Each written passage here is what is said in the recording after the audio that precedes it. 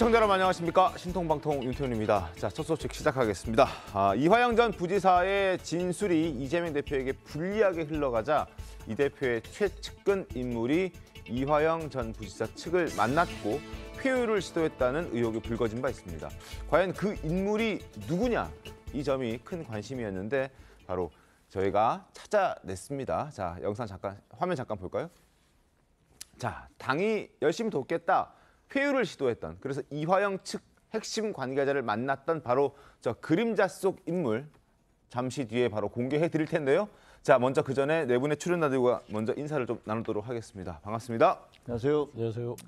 자, 그림자 속 인물은 영상으로 저희가 공개해 드리겠습니다. 조금 퇴근해야 되겠어요. 오늘은 11시 전에 날씨도 찬데 한 말씀 하시죠. 아니, 정말 날씨도 찬데 반드시 이겨내겠습니다. 대신에 제가 다시 한번 부탁드립니다. 이번에는 정말로 오지 마십시오. 가보니까 갈 필요가 없었지요. 그러니까 이번에는 정말 다시 한번 간곡히 부탁드리는데 오지 마십시오. 아무리 마음 아프시더라도 절대로 오지 마십시오. 아까 차에 내리시면서도 오지 말랐는데 왜 왔냐 이렇게 말씀을 하셨는데 혼자 들어가는 모습이 보기 그래서 혼날 각오하고 왔다. 대표님 그 어려운 길을, 험난한 길을, 가시밭길을 가는 것에 같이 지켜보기 위해서 왔고요. 이화영 측근을 만난 인물, 그림자 속의 인물 바로 박찬대 최고위원이었습니다. 박찬대 최고위원, 이재명 대표의 최측근으로 꼽히는 인물인데 당이 열심히 돕겠다라고 회유를 시도한 것으로 지금 이화영 측을 만난 사람 바로 박찬대 최고위원이었습니다. 자, 권선희 기자님, 이화영 전 부지사 측도 만난 사실은 인정을 했잖아요, 그죠? 예, 이제 뭐라고 얘기를 했냐면 이제 회유는 없었다. 그래서 이제 상황이 어떻게 돌아가는지 이야기를 했다. 이렇게 밝힌 거거든요. 네. 그 측에서 이제 측근이 또 다시 얘기를 한 건데 사실 이 박찬대 의원이란 분은 이제 이재명 대표의 측근이라고 이제 할 수 있는 게 그때 전당대회 때도 나는 이재명 대표와 함께 이제 이 당을 이제 잘 해 나가겠다. 이런 식으로 공약을 펼쳐서 이제 당선이 된 분이고요. 네. 그 후에도 지금 화면에서도 보셨지만 굉장한 이제 최측근으로 지역도 이제 가깝고 해서 굉장히 이제 활동을 하고 있고 이제 TV조선이 이번에 특종 보도를 했지만 사실 이분을 만난 것은 사실이에요. 근데 그 중간에 그 만나서 어떤 얘기를 했느냐가 사실 어떻게 보면 중요한 것 아니겠습니까? 정말로 당이 도와줄 테니까 당이 다 나서서 이화영 전 부지사를 도와주겠다. 이 얘기를 한 건지는 이제 정확하게 나오지는 않겠죠. 근데 네. 만난 사실 자체는 지금 확인이 됐다고 합니다. 네, 알겠습니다. 박찬대 최고위원이 이화영 전 부지사 측 관계자를 만났고 그 이화영 전 부지사 측이라는 그 사람이 이화영 부인을 만났습니다. 그러면서 이제 이상한 일들이 벌어지기 시작합니다. 화면 보겠습니다. 자, 지금 다른 화면 부탁드리겠습니다. 달력 화면 부탁드리죠. 자, 박찬대 의원이 용인을 다녀온 후에 벌어진 일들이 참 묘합니다. 이화영 부지사의 부인이 민주당에 19일에 탄원서를 제출했고요. 그리고 이화영 옥중 편지가 공개가 됐습니다. 뭔가 만난 이후에 당이 돕겠다라는 메시지가 간 이후에 무언가가 묘하게 참 흘러간다라는 생각이 듭니다. 양금희 의원님 어떻게 보셨습니까? 저는 일련의 지금 이 상황들을 지켜보면서 제일 먼저 드는 생각이 까마귀 날자 배 떨어진다라고 네. 하는 속담이 제일 먼저 생각이 나더라고요.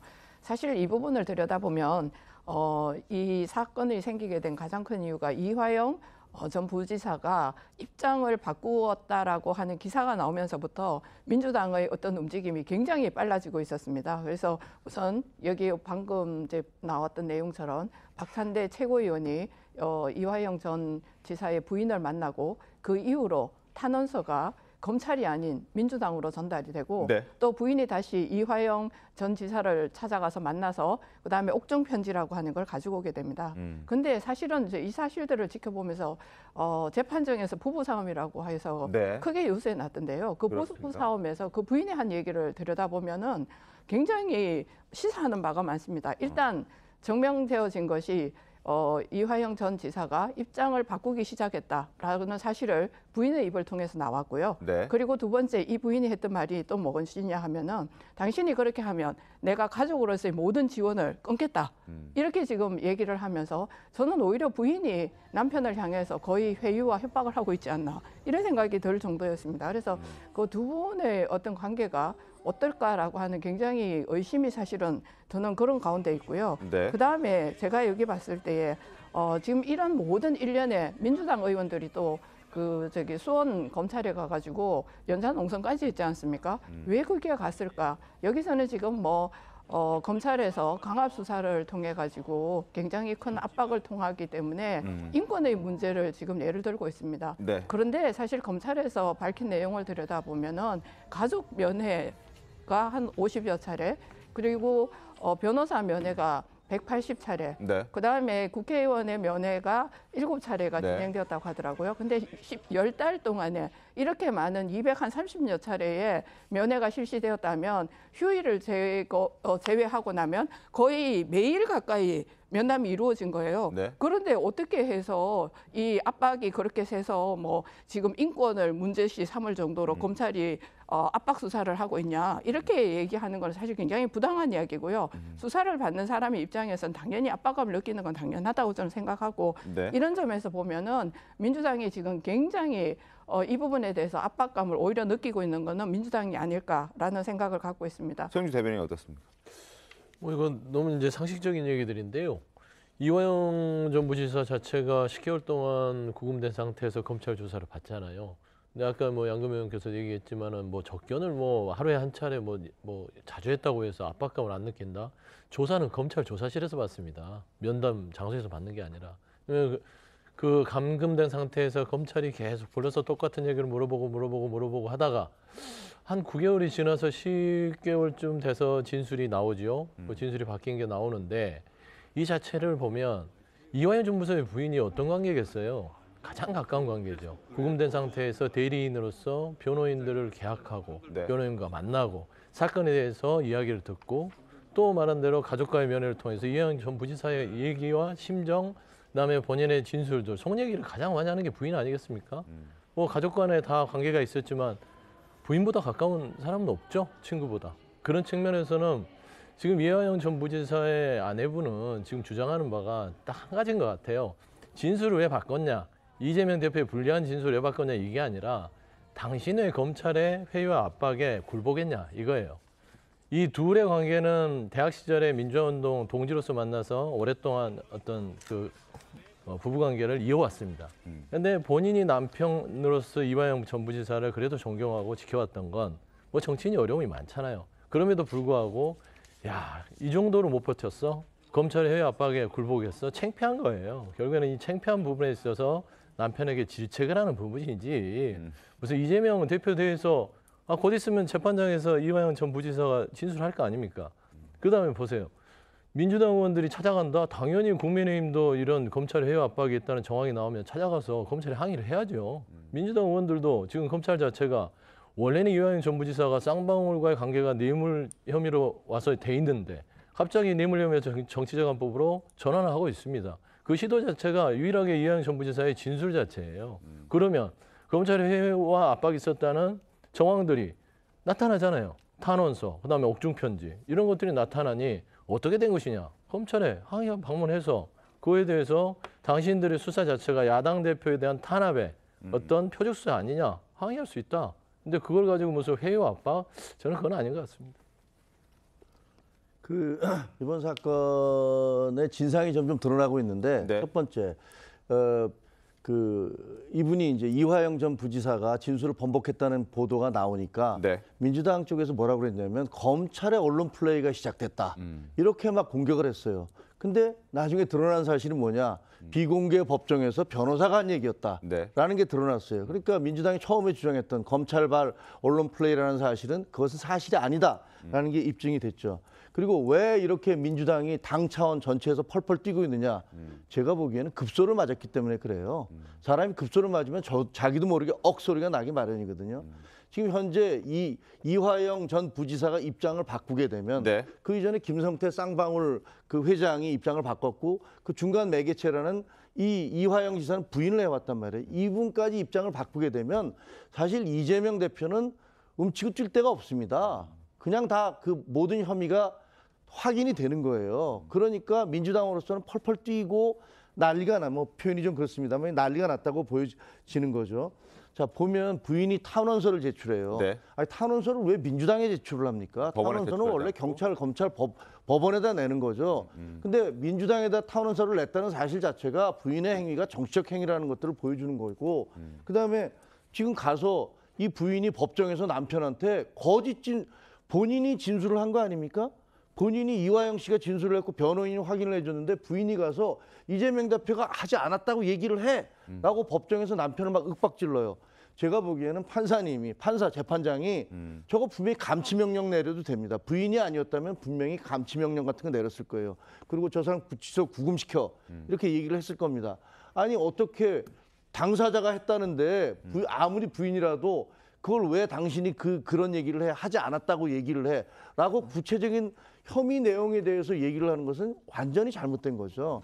그리고 지금 다른 분들이 민주당에서 네. 그 면회를 집단으로 가겠다고 하면서 그 앞에서 시위를 벌이고 그러잖아요. 네네. 그걸 보면서는 과거에 서초동에서 있었던 조국 시위가 생각나요. 조국 무죄, 정경심 사랑해요 하면서 수많은 사람들이 가서 검찰 수사를 압박을 했지 않습니까? 지금 그것에 이제 법조판이죠, 이게. 아까 국회판이죠. 그때는 일반 시민들이 몰려나와서 지지자들이 몰려나와서 이랬다면 지금은 뭐 그렇게까지는 할 수 없으니까 국회의원들이 가서 그렇게 하시는 것 같은데 이런 모든 일련의 사태는 네. 결국은 이것이 지금 현재 급소, 약점 이런 것들이 제대로 찔렸다. 그래서 저렇게 펄펄 뛰고 있다. 이런 생각을 하게 합니다. 알겠습니다. 제가 그런 생각도 맞는 뭐 시각일 수도 있어요. 국민의힘에서는 그렇게 보이시겠지만 보면은 문제 본질이 이화영 전 부지사하고 쌍방울의 관계입니다. 이화영 전 부지사는 평화부지사 되기 전부터 쌍방울에 오랫동안 말하자면 뇌물 혐의가 그런 거 아닙니까? 차량 제공받고 법인카드 쓰고 그런 관계를 오랫동안 가지고 본인이 평화부지사로 들어와서 어떤 쌍방울의 사건을 뭔가를 특혜를 주려고 했던 부분에 지금 재판이 진행되고 있었던 겁니다. 근데 검찰은 근데 옆에 경기 당시에 이재명 지사가 있었는데 그걸 몰랐을까? 당신 대북송금 쌍방울에 어떤 특혜를 주기 위해서 했던 것들을 이재명 지사가 알지. 그러면서 그 일부 돈이 대납된 거 아니야. 이 말하자면 목적을 가지고 가는 거예요. 그런데 오랫동안 그게 없었는데 갑자기 튀어나오니까 민주당은 아니 순차적으로 제대로 된 수사가 아니라 그냥 강압적으로 회유당해서 진술 하나를 바꿔서 가는 것인데 하나는 지켜보시죠. 아직은 이완영 전 부지사가 재판장에서 본인의 진술에 대해서 진술을 하지 않았잖아요. 그러면 그 결과에 따라서 결국에는 이게 뭐 민주당이 회유를 하는 데서 바뀔 것도 아니고 말씀한 대로 뭐 부인이 뭐 윽박을 지른다고 해서 바뀔 거 아니지 않겠습니까? 사실관계는 이완영 전 부지사가 재판장에서 바뀔 것이다. 저는 그런 생각하고 있습니다. 알겠습니다. 자, 어제 사실 뭐 이화영 전 부지사의 부인이 라디오에 출연했었고 그 라디오 출연 내용 가지고도 좀 난리가 났었습니다. 이화영 전 부지사의 부인이 이화영 부지사가 이재명 대표에게 보고했다라고 법정에서 진술하려고 했다. 이런 얘기까지 직접 꺼냈기 때문에 굉장히 좀 그 술렁술렁했었습니다. 그 라디오 직접 좀 들려드리겠습니다. 갑자기 하지도 않은 이유를 여기다가 덮어씌우고 결국은 제가 어제 재판장에서 소리 지른 거는 이게 이화영 재판이냐 이재명 재판이냐 결국은 잡아다가 놓고서는 들들 볶아갖고 이재명 방북 진술을 이끌어내려고 한 거 아닌가 이렇게 저는 의심이 되고요. 이런 일련의 과정들을 본인은 모르셔요. 그잖아요. 안에 갇혀서 뭘 알겠어요. 정보가 없잖아요. 검찰에서는 이거는 당에 뭐 회유당했다 그러는데 검찰이 우리 남편하고 더 많이 만나서 회유를 하지 당이 무슨 회유를 해요. 그래서 저 생각은 나와서 양심 선언을 했으면 좋겠어요. 자, 저런 얘기들을 했습니다. 라디오 출연 사실 갑작스러웠고 그리고 예상치 못했습니다. 저렇게까지 나와서 공개적으로 뭔가를 얘기할까 궁금했었는데 일단 여러 얘기들을 쏟아냈는데요. 민주당의 조언이 좀 있지 않았을까라는 생각도 들었습니다. 양금 의원은 어떻습니까? 저는 죄송합니다. 당연히 민주당의 조언뿐만 아니라 굉장히 많은 코치를 뒤에서 받고 있는 것 같고요. 네. 사실 저 부인이 나와가지고 라디오상에서 오히려 저는 이화영 부지사에 대해서 훨씬 더 불리한 이야기를 하고 있다고 지금 생각이 듭니다. 네. 그리고 탄원서의 내용을 제가 주목해서 봤는데요. 그 내용 중 일부를 제가 잠깐 읽어보면 그 어느 것보다 힘든 것은 이재명 대표에게 방북 대남 프레임을 씌워 기소하겠다라는 것이라고 하는 것이 탄원서 안에 내용이 그대로 들어있습니다. 요거 지금 탄원서 내용을 그대로 제가 읽은 거거든요. 요 내용을 읽다가 보면 어떤 생각이 드느냐 하면 이 부인이 이화영 부지사의 부인인지 아니면 이재명 대표를 구하기 위해서 나온 분인지 제가 헷갈릴 정도인 거예요. 그래서 본인이 거기서 아마 재판정에서도 이재명의 재판이냐 이화영의 재판이냐 이렇게 아마 외쳤던 것 같습니다. 그런데 이제 제가 그때 방송 출연하면서 옆에서 얘기를 들어보니까 두 분의 관계가 부부지간이기도 하지만 민주화 운동을 했던 동지적 관계라고 하는 네. 부분을 이제 말씀을 하시면서 그렇기 때문에 그런 얘기를 했을 거다라고 얘기를 하던데 저는 가끔 드는 생각이 그 동지적 관계라고 하는 것이 좋을 때 그러니까 서로가 좋은 선의를 가지고 어떤 일을 행할 때는 동지라는 말을 쓰는 게 맞습니다.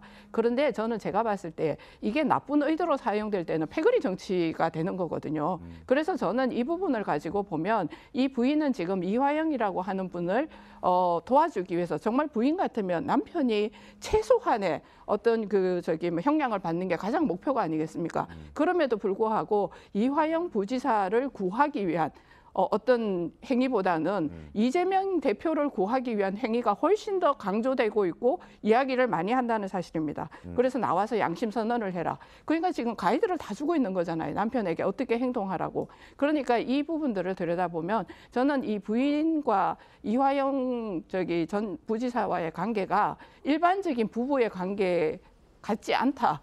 이것을 유추할 수 있다고 저는 생각합니다. 그런 시각을 갖고 있는 분이 꽤나 많은 것 같습니다. 화면 잠깐 띄워보시죠. 김근식 국민의힘 서울 송파병 당협위원장 역시 비슷한 의견을 보여주고 있습니다. 이화영 전 부지사 부인의 행태가 가관이다. 성균관대 운동권 출신 부부로 알고 있다. 남편이 진실을 말하는데 왜 저렇게 버럭 소리 지르고 남편 변호인까지 해임하는 걸까? 이화영의 입을 틀어막고 진실의 문이 열리는 걸 끝까지 거부하는 부인의 괴이한 행태라고 지적했습니다.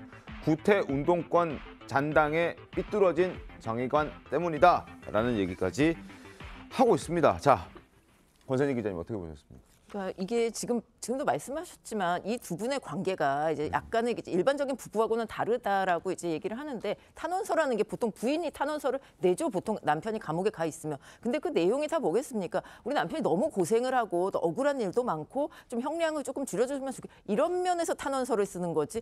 이재명 대표를 얘기하면서 탄원서를 쓴다는 거 이거 자체가 그렇게 평범한 일은 아니잖아요. 그래서 지금 그래서 김근식 위원장이 좀 얘기를 한 것도 사실 방금 다들 나온 얘기하고 일맥상통하는데 이 운동권이 출신이고 민주화 운동을 같이 했다는 이런 분들이 이제 그거에 대한 이제 비뚤어진 정의관 이렇게 말을 하면 근데 이제 김근식 위원장의 얘기니까 이렇게 볼 수 있고요. 그리고 이제 이 계속 이제 부인이 이런 식으로 변호인에 대해서도 아니 우리 가족의 입장도 아니 근데 이게 남편이 한 일인데 왜 가족의 입장에 들어가야 되는지 사실 저는 이해는 잘 안 되거든요. 이 시시콜콜 집에 가서 어떤 얘기까지 내가 뇌물을 받았다 그리고 이재명과 어떤 관계다 이런 얘기까지 다 하는지는 솔직히 저는 잘 모르겠고 부인이 이렇게까지 강하게 나오는 데는 회유까지나 뭐 회유는 아니라고 주장을 하겠죠. 회유 아니면은 또 다른 이유 여러 가지가 있는 것이 아니냐 그 부분도 좀 봐야 될 필요가 있고 일단 이 재판 자체는 이화영 전 부지사가 그것을 받았고 그리고 뭐 본인이 어떻게 뭐 방북을 하고 문제가 아니라 이재명 지사를 방북을 시키고 그것을 경기도에 실적으로 이루기 위한 일이었잖아요. 그러니까 이재명 대표가 관계가 없다고는 절대로 얘기를 할 수가 없는데 그 부분은 재판에서도 분명히 짚고 나가야 할 얘기죠. 알겠습니다. 자, 이화영 전 부지사 측을 만난 사람은 박찬대 최고위원 이미 밝혀졌고 그리고 그 박찬대 최고위원을 만난 이화영 부지사 측이 부인을 만났고 그 이후에 묘한 일들이 벌어졌다. 탄원서도 등장했고 옥중 편지도 공개가 됐습니다. 그리고 민주당 의원들의 어떤 집단 행동 그리고 지지자들 이재명 대표를 응원하고 지지하는 사람들의 또한 집단 행동 이런 것들이 등장하면서 이게 당 차원의 전방위적으로 지금 이화영 부지사를 압박하는 것 아니냐. 그리고 압박하는 그 가운데 이화영 전 부지사의 부인까지 민주당이 등장시킨 것 아니냐. 뭐 이런 의혹들이 꼬리에 꼬리를 물고 있습니다. 자, 그리고 우리가 눈여겨봐야 할 것이 이화영 부지사가 변호사 해임을 안 하겠다라고 얘기를 했는데 그 결정을 오늘 이제 최종적으로 하겠다고 합니다. 과연 변호사 해임을 하지 않는다면 지금 이화영 부지사 측은 민주당과 선을 긋고 나의 길을 가겠다라는 메시지를 던지는 것이기 때문에 이 부분을 좀 주목해봐야 될 것 같은데 김종민이 어떻습니까? 그 사실은 해임을 하든 안 하든 이 상황은 그 이화영 전 부지사의 의견이 온전히 본인의 것이 아니라는 사실이 지금 입증되고 있잖아요. 평생을 함께했던 민주당의 다른 동료들이 굉장히 압박을 가하고 있고 네. 부인은 당신이 그렇게 나오면 나는 이제 더 이상 부부관계 아니야. 가족관계로서의 책임과 의무 안 할 거야. 네. 이렇게까지 압력을 가하고 있단 말이에요. 그래서 만약에 일반 국민들이 보시기에 저분이 만약에 해임 부인 말대로 하겠습니다라고 얘기하면 그것이 정상적인 자기 의지라고 생각을 하겠습니까? 아니면은 야 정말로 압박을 받아서 진실을 이제는 말을 못 하겠구나. 네. 이런 생각을 갖겠습니까? 저는 변호사 해임과 관련해서는 어떤 느낌이 드냐면요. 과거에 왜 조국 하고 정경심 씨가 자기 학교에 내려가서 컴퓨터를 교체하려고 내려갔더니 네. 유시민 씨가 그게 증거인멸이 아니라 증거 보존이다. 그건 증거 보존이다 이렇게 얘기했잖아요. 이번에 변호인을 이화영 부지사의 변호인을 바꾸겠다라고 얘기를 하면서 그러면서 거기 뭐라 그럴까? 인권 우리 남편의 인권을 위해서 검찰이 회유 공작을 하니까 우리 남편의 인권을 보호하기 위해서 변호사를 바꾼다 이렇게 얘기합니다. 제가 보기엔 둘 다 궤변 중에 궤변이죠. 말이 안 되는 소리예요. 정말로 이화영 누가 제일 잘 알겠습니까? 이화영 부지사 본인이 제일 잘 알아요. 변호인들이 자기를 어떻게 변호해 주는지는 제일 잘 알고 있을 거 아닙니까? 지금 외부 사람들이 지금 난리 법석을 떨고 있는 거 아닙니까? 왜? 제가 보기에는 진실이 드러나는 것을 막기 위해서 그런 거예요. 그래서 측근들도 보내서 네. 이화영 부지사의 측근에게 가서 뭐 무슨 말을 했는지 모르지만 저는 회유를 했을 거라고 봅니다. 그렇게 회유를 했던 것 같고 부인까지 등장시키고 이런 일련의 사태들을 보면 무지하게 다급하구나. 무지하게 겁이 나는구나. 뭐 이런 것들이 입증해주고 있다고 봅니다. 그러니까 이제 보면 이게 과거를 거슬러 올라가야 됩니다. 쌍방울 사건 검찰이 수사를 시작한다고 했을 때 이재명 대표에 대해서 이야기를 했던 거예요. 이재명 대표 잡자. 쌍방울 사건 보십시오. 김성태 씨 들어오면 변호사비 대납으로 금방 증거가 나와서 뭐 기소되고 그럴 줄 알았어요. 아무것도 안 나왔어요. 그 다음에 뭘 찾아내죠? 대북송금 찾아냅니다. 대북송금 찾아냈더니 없어요. 그러니까 이화영 부지사만 뇌물 혐의로 해놓고 나서 10개월 동안 감금시켜놓고 계속 진술을 강요할 수 있는 그런 여건을 만들어 놓은 것이죠. 그러니까 민주당 측에서는 이게 정치적 수사라고 이미 예단을 했던 것이고 하지만 이화영 전 부지사가 검찰의 회유 압박에 잘 견뎌왔다. 그러던 차에 10개월이 됐는데 어떤 진술의 취지가 나왔고 결국에는 부인은 이런 겁니다. 일반적으로 보면 안 돼요. 참 말씀 잘하셨습니다. 일반적인 부부관계가 아니라 민주화운동 동지였고 본인들은 이런 겁니다. 신념은 팔지 말자라는 게 본인들의 인생의 모토일 수 있어요. 그러니까 최소한 양심은 돈이나 권력과 바꿔먹지 말고 살자. 이런 사람들일 수 있기 때문에 지금 현재 부인은 그런 거예요. 보통 우리 영화 대사에 이런 게 있죠. 내가 돈이 없지 하여튼 폼이 없냐 이런 얘기를 하는 것인데 이화영 전 부지사의 진술 자체를 바꾸고 나서 이게 전방위적으로 민주당으로 쏟아져 들어올 만한 검찰의 어떤 그런 압박과 방향성에 대해서 왜 굴복을 했냐, 무엇과 바꿨냐, 그래서 양심 선언을 해라라고 하는 것입니다. 사람이라는 게요. 일반적으로 형량을 차라리 내 남편이 형량을 좀 적게 받고 나오는 게 낫죠. 민주당이 뭘 해주겠어? 이재명 대표가 뭘 해주겠어? 이렇게 생각을 갖는 게 일반적일 거예요. 하지만 이화영 전 부지사의 아내분을 일반적으로 생각하고 분석하는 것들이 결국에는 접근 방식이 틀리는 것이고 그리고 그 뒤에 민주당이 있다? 아니 이화영 전 부지사는요. 지역위원장입니다. 민주당과 관련되어 있고 오랫동안 국회의원도 하셨고 그다음에 당과 많은 사람과 인맥들이 있어요. 그러면 그래도 한솥밥 먹던 같은 당에 정당 활동했던 분이 이런 정치적 수사에 휘말려서 있는데 모르쇠로 있으라. 그것도 참 야박하지 않습니까? 저는 그런 부분에 있어서는 회유 압박보다는 기본적으로 검찰이 정상적인 수사를 좀 했으면 이런 일이 없지 않았을까라는 좀 말씀을 드립니다. 사실관계에 있어서는 예를 들면 민주당 쪽에서 계속 얘기하는 게 왜 변호사비 대납을 하다가 대북 송금으로 수사가 넘어갔느냐 이렇게 얘기를 하세요. 근데 그 사실관계 분명히 해야 돼요. 처음에 변호사비 대납, 뇌물 이걸 갖고 문제가 되기 시작했어요. 근데 네. 김성태 씨가 해외로 도피했잖아요. 네. 그리고 그 와중에 언론에서 추적을 보도해서 야 이게 대북 송금도 좀 이상하다. 이런 얘기가 계속 보도 나오기 시작했던 거예요. 그리고 김성태 씨가 들어왔어요. 근데 들어와서 하는 얘기가 대북 송금한 게 사실입니다. 라고 얘기를 했습니다. 자, 내가 어떤 마약사범 수사를 하다가 네. 보니까 이 마약사범이 살인이나 강도를 저질렀어. 그러면 마약사범 수사만 해야 됩니까? 살인과 강도 수사를 해야 됩니까? 당연히 더 큰 범죄에 대한 수사를 하는 게 당연한 거예요. 아니, 제가 검사라고 하더라도 이 사람의 뇌물죄를 수사하고 있었는데 수백만 불을 북한에다 넘겼어? 그러면 이게 도대체 배우가 누구야? 이렇게 수사를 하는 건 너무나 당연한 겁니다. 그거를 마치 잘못된 수사를 했다라고 얘기를 하시는 것은 제가 보기엔 말이 되지 않는 얘기고요. 네. 그리고 무슨 지금 말씀하신 대로 그 부인께서 돈이나 이런 것보다는 양심의 자유 그건 모르겠습니다. 부인이 어떤 분인지 모르겠는데 지금 이화영 전 부지사가 쌍방울로부터 차량을 제공받고 법카를 제공받아서 1억 넘게 돈을 쓴 것이 별로 그게 양심에 따른 행동은 아니라는 사실. 그리고 부인은 과연 모르셨을까? 알겠습니다. 자, 어찌됐든 일반적으로 상식적으로 우리가 생각했을 때 쌍방울의 김성태 전 회장이 북한에 800만 불의 돈을 보낸 건 팩트고 그리고 그 돈은 스마트팜과 이재명 대표의 방북 비용입니다. 자, 방북 비용을 추진하는데 이화영 전 부지사가 경기도지사를 무시하고 패스하고 혼자 진행했을까? 보고하지 않았을까? 일반적으로 상식적으로 한번 생각해 볼 필요가 있다는 생각이 듭니다. 자, 그리고 어제 국회에서도 소란스러웠습니다. 한동훈 법무부 장관이 국회에 갔는데 가면 항상 소란스럽죠. 어제 법사위에서 한동훈 장관과 야당 의원들의 어떤 설전이 벌어졌습니다. 그 전에 지금 한동훈 장관이 국회에 들어서면서 했던 이야기부터 하나씩 들어보겠습니다. 민주당이 자기 편이 한 불리한 진술을 뒤집어 보려고 검찰청에 몰려가서 들어눕고 영치금 보내기 운동하고 성명서 내고 가족 접촉하고 면회에서 진술 번복하라고 압박하고 하는 행태를 보이고 있는데요. 이건 권력을 악용한 최악의 사법 방해이자 스토킹에 가까운 행태라고 생각합니다. 대한민국 역사상 다수당이 자기 편이 한 진술을 뒤집어 보려고 이렇게 장외에서 무력 시위하는 걸 제가 본 적이 없습니다. 국민들께서 다 지켜보고 계시는 백주대낮에 이런 황당한 무력 시위가 성공한다면 이 나라의 민주주의와 법치주의는 농담처럼 될 겁니다.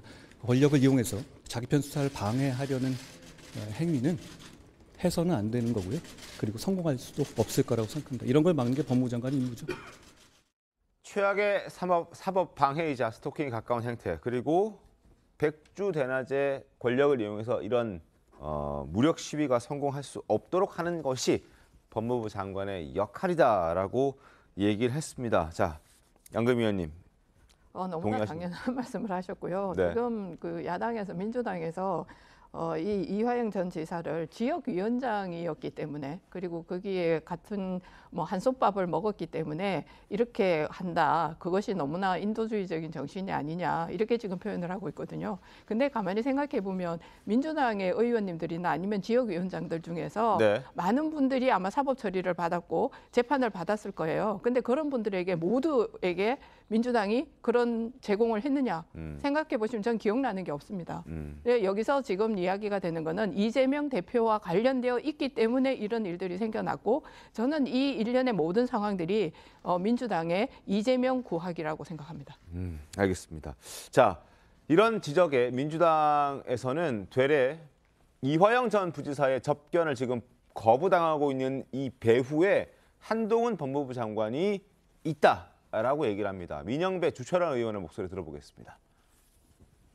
접견 자체를 봉쇄하잖아요. 이거는 뭐냐면 구리다는 거예요. 지금 자신들이 뒤가 구린 거예요. 뭔가 지금 나쁜 짓을 한 거예요. 한동훈 장관은 민주당이 검찰청 방문하고 영치금 보내기 운동하는 게 권력을 이용한 최악의 사법 강행이라고 얘기하는데 그건 법무장관 맞아요? 법무장관 입에서 진짜 나온 말이에요? 영치금 보낸 게 영치금 보낸 기가 수사 막히네. 방해가 그 저는 수사 방해예요? 오히려 이해가 안 되는데요. 정신 나갔네.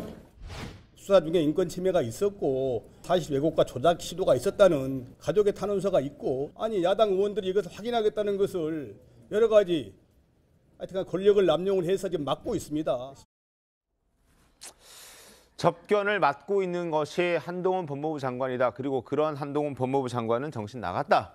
이렇게 얘기를 하는데 민주당 의원들이 소영주 의원님, 네. 소영주 대변인 일단 접견을 맡고 있다는 근거가 있습니까? 민주당이 주장하는 그 근거가? 일단 좀 뭐 일반적이지 않다 그것이죠. 일반적이지 않던 정황 때문에. 그 전까지는 7차례에 걸쳐서 이제 접견 장소 변경 신청을 받아줬죠. 네. 특별면회라고 하는데 갑자기 이화영 전 부지사의 진술 부분에 대한 논란이 불거지자 법무부하고 수원지검 구치소에서 송구치소에서 거부합니다. 아니 근데 네. 이화영 전 부지사가 당의 개입이 부담스럽다는 보도가 나오기도 했었는데 그거는 사실이 확인된 건 이화영 전 아닙니다. 부지사가 스스로 거부할 수도 있는 것 아닙니까? 그건 아닌 걸로 그건 확인이 아니에요? 됐고요. 그건 네, 아니에요. 그 보도는 사실이 아닌 걸로 확인이 됐고 지금 현재 확인된 거는 법무부와 수원구치소에서 그러니까 접견 장소 변경 신청을 할 수가 없다. 이유인즉슨 지금 수사 중인 사람에 대해서는 그걸 할 수가 없어요. 근데 보통 지금 기소가 돼서 재판이 되면 동일 사건으로 수사를 받지 않거든요. 그러면은 지금 이화영 전 부지사에 대해서는 다른 별건 수사가 진행 중이라는 겁니다. 결국에는 검찰 자체가 지금 현재 기소돼서 재판받고 있는 수사에 대해서 지금 이화영 전 부지사를 다루는 게 아니라 다음 단계로 넘어갔다는 거예요. 결국에는 이게 이화영 전 부지사의 부인과 주변에서 검찰의 회유 압박에 통해서 뭔가 검찰이 방향을 바꾼다는 거죠. 뇌물죄에서 정치자금법으로 바꿨기 때문에 이화영 전 부지사가 수사 중이기 때문에 접견 장소를 변경 신청을 불허한다. 이 자체이기 때문에 이 자체 스스로도 이게 뭔가 검찰이 뭔가 찝찝한 수사를 진행하고 있다라고 보는 것이고 그렇기 때문에 이 부분에서 부인의 의견이 맞지 않냐. 그럼 지금 소영주 대변인 말씀은 쌍방울의 대북 송금 의혹과 관련된 수사가 아닌 그건 재판받고 있으니까 그 수사는 끝났는데 다른 별건 수사를 또 이화영 부지사 상대로 하고 있다. 통상적으로 이제 법률상 접견 장소를 변경을 불허하는 이유 중에 하나는 그 이제 접견 당하는 피해자 이제 이화영 전 부지사가 지금 현재 수사 말고 다른 수사를 받으면 그걸 불허할 수 있어요. 그런데 수원지검에서 얘기하는 거는 지금 다른 수사를 받고 있다라고 밝히는 거잖아요. 그러면 이 인과관계를 보면 결국에는 이화영 전 부지사의 부인이 얘기하는 거랑 맞아떨어집니다. 뇌물죄에서 정치자금법으로 말하자면 전환시키면서 뭔가 본인의 진술을 통해서 수사의 방향을 바꾸겠다는 거거든요. 이런 부분에서 검찰의 회유 압박이 있었다는 정황들이다라고 봤을 때는 민주당 의원들은요. 이게 야당 탄압으로 향하는 검찰의 또 수사가 아닌가라고 주장하는 거는 너무 합리적이고 상식적이지 않을까요? 그래서 저는 그런 부분에 있어서는 조금 이 구치소의 장소 접견 변경을 불허하는 것은 한동훈 장관이 뒤에 있다고 보는 것이고 네. 여기다 하나 덧붙이면 아까 쌍방울 얘기했잖아요. 그래요. 변호사비 대납에서 대북송금인데 대북송금 큰 거죠. 그렇게 하면 안 되죠. 북한에다 돈을 10억 이상씩 주면. 그런데 김성태 전 회장을 보면 검찰이 어떻습니까? 외환거래법으로만 지금 이 건 기소를 했어요. 대북송금 10억 이상 하면요. 북한에 돈 갖다 주면 그 국정 아니 뭐죠? 그 국가보안법 위반입니다. 그러면 이거 중대한 범죄입니다. 10년 이상. 결국에는 이런 과정 속에서 검찰의 기소 자체가 선택적으로 이루어졌을 수도 있다. 그렇기 때문에 김성태 전 회장의 진술 자체가 검찰의 협조적일 수도 있지 않겠냐라는 여러 가지 의구심이 있으니까 검찰이 이런 오해를 받지 않도록 조금 더 일반적이고 그냥 상식적인 선에서 좀 처리했으면 좋겠다. 무조건 한동훈 장관 말처럼 무슨 회유를 하려고 민주당 의원들이 찾아갔겠습니까? 말도 안 되는 소리입니다. 그게 왜 말이 안 되죠? 그게 저 회유가 가능합니까? 누가 봐도 회유와 압력을 가하기 위해서 찾아가고 있다. 과거에 평생을 같이 했던 동료들이 와서 야, 너 그렇게 하면 되겠어라고 얘기하면 얼마나 큰 심리적 부담감을 느끼겠어요. 그리고 제가 보기에는 그 이화영 부지사 본인도 접견을 거부할 수 있어요. 예를 들면 난 너무 부담스럽다. 그 측근들에 따르면 아니 자꾸만 이걸 정치적으로 얘기하면 민주당이 이렇게 나오면 또 국민의힘에서도 정치적 공격이 시작될 거고 내가 힘들다. 뭐 이런 식의 얘기를 했던 걸로 나오고 있지 않습니까? 그건 확인된 사실이 아니에요. 확인된 사실이 아니에요. 그런 보도가 나오고 있는데 그러니까 지금 우리가 얘기하는 것은 당사자의 입에서 나오지 않았기 때문에 다들 그냥 추정하고 있을 뿐이에요. 뭐 우리가 찾아가는 게 압력이 될 거다 안 될 거다 이렇게 우리가 추정할 수 있는데 미국 같은 경우는 사법 방해죄가 있잖아요. 우리는 공무집행 방해로 그보다 훨씬 형량이 약한 게 있지만 미국의 사법 방해죄는 굉장히 형량이 커요. 5년 이상 뭐 이렇게 나가는데 그거는 배심원들을 선정하는 데 있어서 배심원들을 검사 측이나 혹은 피고인 측의 변호사가 찾아가서 만나는 것 자체가 사법 방해죄예요. 그리고 그 증인이나 이런 사람들에게 나에게 유리한 증언을 해달라고 말하는 것조차가 사법 방해죄예요. 지금 그 수사를 받고 있는 당사자한테 법정에 가서 당신 진술을 번복하라고 요구를 하고 그다음에 옛 동료들이 그 면회를 집단으로 찾아오기 시작하고 제가 보기에는 우리나라에 사법방해죄가 있다면 그러면 지금 민주당 의원들과 그 부인께서 하시는 행동들은 모두가 다 사법방해죄에 해당한다. 근데 우리가 그런 법은 없지만 그런 제도를 만든 다른 나라들, 미국이나 프랑스나 뭐 이런 데서 그런 법을 만든 것은 다 이유가 있다고 생각이 들어져요. 그러니까 다른 나라는 검찰 회유 압박이 좀 덜하겠죠. 그런 부분에서 그러고요. 말씀드리면은 민주당이 가서 어떻게 회유 압박을 합니까? 교도관이 접견 장소를 변경해도 교도관이 녹음 다 하고요. 다 기록합니다. 심지어는 예전에 조성 의원 전진상 실장 만났을 때 그 접견 기록을 공개해버렸잖아요. 이례적으로. 그런 식으로 회유 압박 할 수가 없어요. 만나서 어떤 일이냐, 혹시 인권적으로 침해를 당했냐, 압박을 당했냐 확인하려고 만나는 거죠. 동료 의원들이 안 만나면 누가 만납니까? 제가 그 점에 대해서 좀 말씀드리고 싶은데요. 사실은 먼저 말씀드리기 전에 그 꼼수 탈당을 한 민영배 의원이 법치를 이야기하니까 굉장히 우습다는 생각이 솔직히 듭니다. 그리고 정성호 전 이제 좌장이 가서 참고 견뎌라. 그리고 이재명 지금 대표가 대통령이 될 가능성을 시사를 했습니다. 이 부분은 충분히 압박이 될 수 있는 내용들이었고 마음을 돌리라고 하는 말을 우회적으로 압박을 하고 돌아왔다라고 하는 사실은 이미 증명이 됐습니다. 이러한 부분들이 있기 때문에 사실은 접견하는 부분에 대해서 굉장히 조심스러워야 한다는 게 저희의 생각이기도 하고요. 그다음에 저희가 이 사실들을 들여다보면서 특별 면회를 가가지고 인권의 침해가 있는지 없는지 그것에 대해서 물어본다고 하는데 그러실 필요 없습니다. 이거 경찰에다가 조사하라고 넘기시면 저는 충분히 가능한 일을 왜 굳이 이렇게 나서가지고 분란을 자초하시는지 모르겠습니다. 아니, 잠깐만요. 통상적으로 아까 말씀 잘하셨어요. 정성 의원이 정진상 실장 만나서 그렇게 회유했던 부분들을 공개하는 나라예요. 예, 접견 녹취를 공개하는 나라인데 그걸 알면서 민주당 의원들이 바보입니까? 가서 회유를 하겠습니까? 그냥 물어보는 거예요. 그리고 경찰에 맡기라고요. 그런 나라였으면 찾아가지도 않습니다. 그런 말씀을 대신하겠습니다. 자, 한동훈 법무부 장관 절대 그런 일은 없다. 그러니까 접견 거부 지시한 적도 없고 검찰이 어떻게 회유와 압박을 하겠느냐, 그런 간 큰 검사가 있겠느냐, 뭐 이런 얘기를 했습니다. 전혀 사실 무근이라는 입장입니다. 어제 법사위에서 나왔던 얘기 한번 듣고 계속 이야기를 이어가겠습니다. 그 거부 사유는 어떻게 본인이 거부하신 건가요? 구치소에서 위원회를 통해서 결정합니다만 상식적으로 볼 때도 이런 류의 특별면회 신청이 저는 승인될 거라고는 생각하지 않습니다. 별건으로 다른 건으로 지금 수사가 진행 중에 있는 겁니까? 수사가 진행적인 상황에서 이렇게 만나는 것 자체가 부적절하다 이런 정도 판단이었던 것 같아요. 아수라 영화 보신 적 있어요? 예, 좋아합니다. 예, 지금 진행되는 상황을 보니까 딱 그 모습이 연상이 돼요. 허위 진술을 회유 압박했다는 그 내용의 근거가 법무부 장관도 그 부분에 대해서 혹시나 뭐 문제된다고 생각하는 부분이 있는가요? 이분을 회유하고 압박할 정도로 간 큰 검사가 있겠습니까? 그거 다 꼬투리 잡힐 텐데요. 그리고 이 변호인들도 대부분 민주당 관련자고요. 그런데 이 부분을 불법적으로 압박한다. 그 현실적으로 가능한 얘기인가요? 영화에서도 그런 얘기 안 나옵니다. 자, 절대 불가능한 일이다. 그리고 그런 일은 없다. 뭐 이런 얘기를 한동훈 법무부 장관 했고요. 그러나 공방은 계속 좀 이어질 것 같습니다. 실제 어제 법사위에서도 좀 전현직 법무부 장관들이 이 주제를 가지고 좀 붙었습니다. 영상 이어서 보겠습니다. 법무부 장관께서 왜 그렇게 엷은 미소를 띄우고 있어요? 이 점에 대해서 표정까지 관리하십니까? 혹시 뭐 관리하는 게 제가 관리한다 관리됩니까? 그러니까요. 좀 무겁게 좀 법무부 장관답게 하세요. 예? 그러고 있습니다. 소리 지르지 마시고요. 내가 이자를 물은 게 아니고 최자를 물었는데 왜 이자로 답을 해요? 의원님 여기 소리 지르는 데가 아니지 않습니까? 물론입니다. 하세요. 예. 장관의 대답이 하도 기가 막혀서 하는 얘기예요. 말씀하십시오. 내가 소리 질렀습니까 그동안? 자주 지르셨죠. 가볍기가 정말 깃털 같아요. 예. 일국의 법무부 장관은 장관이 갖고 있는 권한과 책임 때문에 이 자리에 많은 다수의 여야 법사위원들의 질문 쇄도를 받는 겁니다. 그것을 감내하라고 장관직을 임명하는 거고요. 감내하고 있습니다. 그러니까 제가 의원님 말씀을 듣고 있지 들어보세요. 않습니까? 예. 제가 여기 의원님 훈계 드리러 온 것은 아니고요. 훈계 질문을 해주시면 아닙니다. 됩니다. 예. 나라를 생각하고 이 나라 국민을 위해서 드리는 말씀입니다.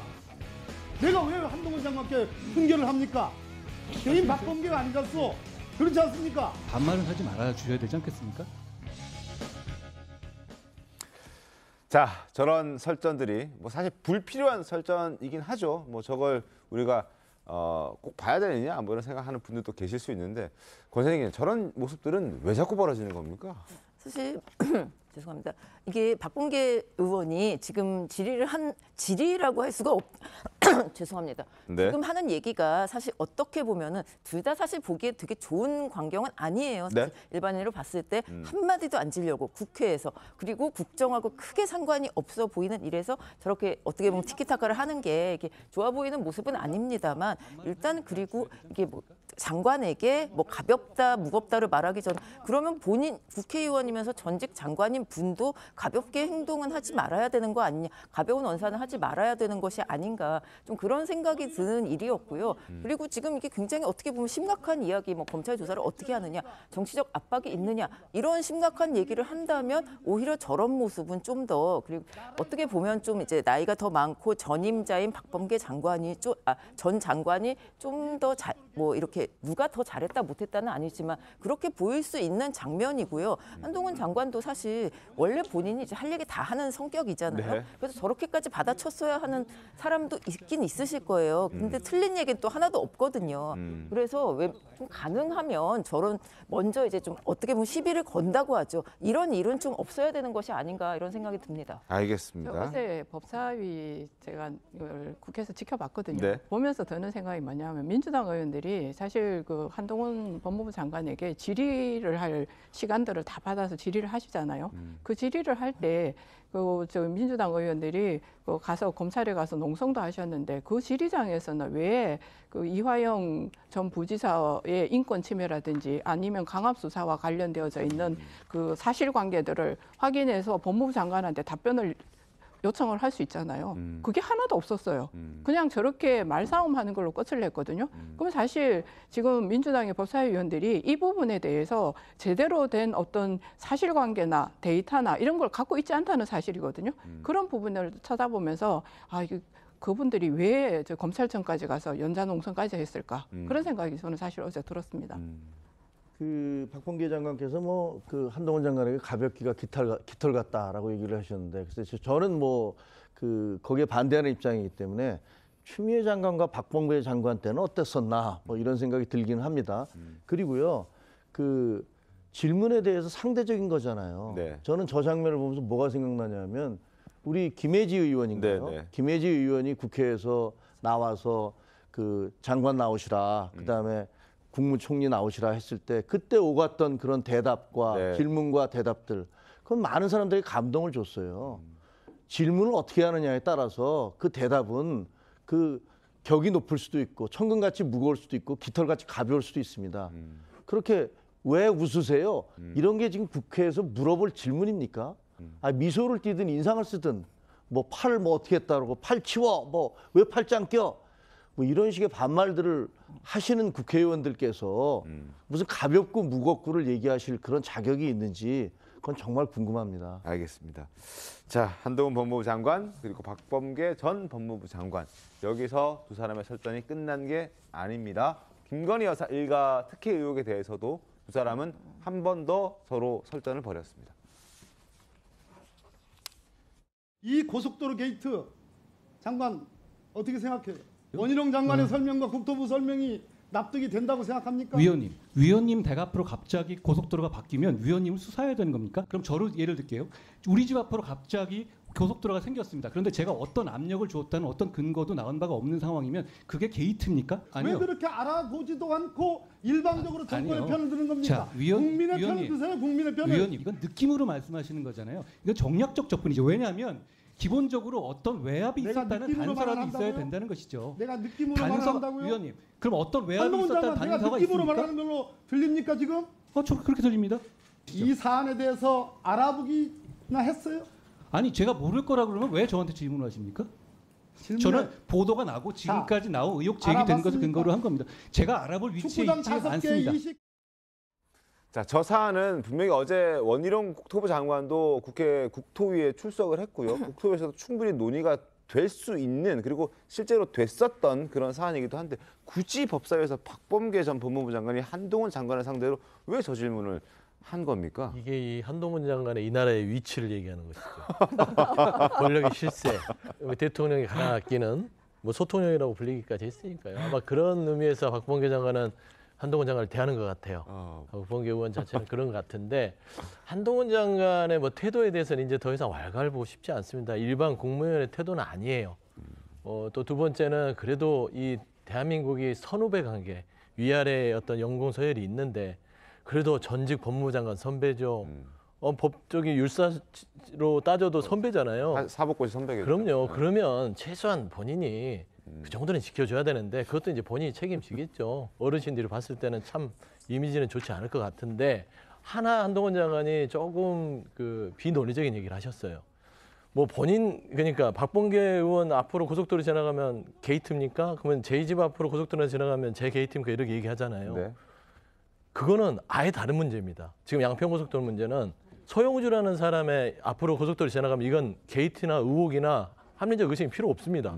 근데 한동훈 장관이라는 법무장관 앞으로 지나가거나 특히 대통령 처가 김건희 여사의 일가의 땅이 있는 곳으로 지나가면 이거는 의심할 수밖에 없는 문제입니다. 거기는 저는 그런 문제에 대해서 그런 어물쩍 넘어가는 이런 논리들이요. 이건 국민을 현혹시키고 있다. 거기를 좀 평가가 돼요. 네. 제가 한 가지 말씀드리겠습니다. 지금 여기서 그런 질문들은 사실 그 법무부 장관한테 할 질문이 아니고요. 원희룡 장관한테 해야 될 질문을 지금 법무부 장관한테 했는데 법무부 장관은 법무부 장관으로서의 임무에 관한 답변을 하신 거라고 저는 생각해요. 사실은 이해찬 전 대표의 집 지어진 앞으로 고속도로 톨게이트가 생겼어요. 그다음에 제가 알고 있기로는 청와대 전 정책수석을 하신 분의 아파트 앞에 아마 지하철 저기 역사가 생긴 걸로 알고 있습니다. 그분들에 대해서 수사를 하나요? 하지 않습니다. 단 수사를 하게 될 때에는 그에 대한 합당한 뭐 수사 의뢰가 있었다든지 아니면 그와 관련되어지는 의혹과 관련되어지는 게 구체적으로 제시되든지 해야 수사에 들어가는 거고 수사와 관련되어지는 분야에 관해서만 법무부 장관이 답변을 하기 때문에 그렇게 답변하신 거라고 저는 알고 있습니다. 맞는 말씀이세요. 의원님 말씀이 맞고요. 법무부 장관한테는 그런 질문을 하는 게 방향은 틀려요. 그런데 제가 말씀드렸잖아요. 한동훈 장관의 위치가. 이 국정의 전체적인 걸 하기 때문에 아마 오해를 하신 것 같아요. 박범계 의원께서. 그 말은 맞고 두 번째 말씀드리면 이해찬 뭐 전 총리든 민주당 전직 청와대 출신이든 좋습니다. 하지만 대통령 배우자의 일가만큼 그 권력의 크기가 뭐 좀 비교하기가 그렇지 않습니까? 그런 의미에서 이제 의혹을 제기했던 것인데 말씀하신 대로 마무리를 하자면 박범계 의원께서 한동훈 장관을 너무 높게 평가한다. 그런 말씀으로 마무리하고 싶습니다. 알겠습니다. 그 김건희 여사 땅에 대해서 뭐 어물쩍 넘어간다 이렇게 얘기를 하시잖아요. 근데 어제 그 원희룡 장관을 앞에 놓고 민주당이 공격을 계속했어요. 네네. 근데 이 사건이 말이죠. 처음에는 이해찬 전 대표가 김건희 그 여사의 땅 일가의 땅이 그 주변에 있다. 이게 특혜다라고 하면서 그걸 게이트로 주장을 하면서 넘어갔던 거 아니에요. 근데 어제 그 국토위에서 원희룡 장관에게 질문할 때 그 부분은 다 진짜로 어물쩍 다 넘어가 버렸어요. 이제 더 이상 김건희 여사의 무슨 땅 주변에 집가가 상승해서 그 사람에게 그 일가에게 엄청난 돈을 몰아주려고 했다는 그런 얘기는 다 사라지고 그 결정 과정에 있어서 여러 가지 문제점들, 다양한 논란 요구 같은 것들을 그걸로 꼬투리를 잡아서 성격이 이제 달라졌어요, 지금. 그래서 왜 이 논란이 시작됐는지도 지금 애매모호해지고 있거든요. 이게 항상 상투적으로 나오는 수법이라고 저는 생각해요. 국민 건강권을 중심으로 광우병을 얘기하다가 나중에는 이제 무슨 외교의 문제로 갔다가 다 그냥 뭐가 뭔지 진실이 뭔지 사라지고 후쿠시마도 그렇게 될 거라고 저는 생각을 합니다. 그래서 이런 식의 선전선동은 그만하셔야 돼요. 알겠습니다. 여기서도 지금 법사 얘기하다가 이제 국토위로 넘어갔는데 저희도 이제 국토위 상황을 좀 전해드리도록 하겠습니다. 국토위에서 한 장관과 국토위에서 원희룡 장관과 야당 의원들 간의 공방이 있었습니다. 자, 영상 보겠습니다.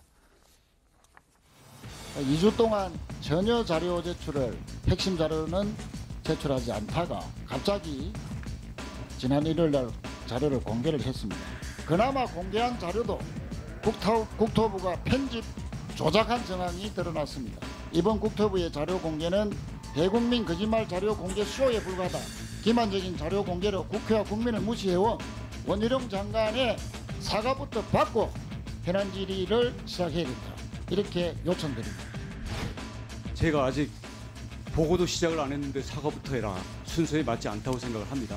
이 모든 사태가 이 지경까지 온 것은 이해찬 전 민주당 대표가 난데없이 이 특혜 의혹을 들고 나와서 이 민주당 당원 교육인가 그런 자리에서 했고요. 이재명 대표가 이 부분에 대해서 뭐 TF까지 만들어가면서 사실상 지시를 해서 왔기 때문에 그렇습니다. 이 사태를 이렇게 거짓 선동으로 몰고 왔던 민주당 전현 대표 두 분부터 사과를 해야 된다고 생각합니다. 우리 거짓 선동으로 그동안 여러 번 재미를 봤지 않습니까? 이번에도 이해찬, 이재명의 지시에 의해서 이게 작동되는구나. 이해찬 대표가 친구예요. 위원님들. 네. 자, 서울 양평 고속도로 백지화 선언 이후에 미리 예고가 되어 있었던 27일 어제 국토위 회의였기 때문에 아마 다들 준비를 많이 해왔을 겁니다. 서로 공방이 치열하게 흘러갔을 텐데 어제 모습도 보셨죠, 양금 위원님? 네, 저도 저를 보면서 뭐 원희룡 장관이 정말 사실관계에 대한 내용을 제대로 전달하고 있구나라는 생각을 했고요. 네. 사실 이해찬 대표가 본인의 집 앞으로 난 톨게이트에 대해서는 어떻게 해명할 것인지 저는 그게 굉장히 궁금했습니다. 그런가 동시에 지금 저 게이트를 이제 열어놨으니까 그 부분에 대해서 어떻게 해서 이런 게이트가 생겼는가에 대한 내용들이 이제 집중적으로 조명이 돼야 됨에도 불구하고 사실은 김건희 여사 일가와 관련되어서 어떤 게이트가 있었다는 거는 하나도 지금 정명하지 못하고 있습니다.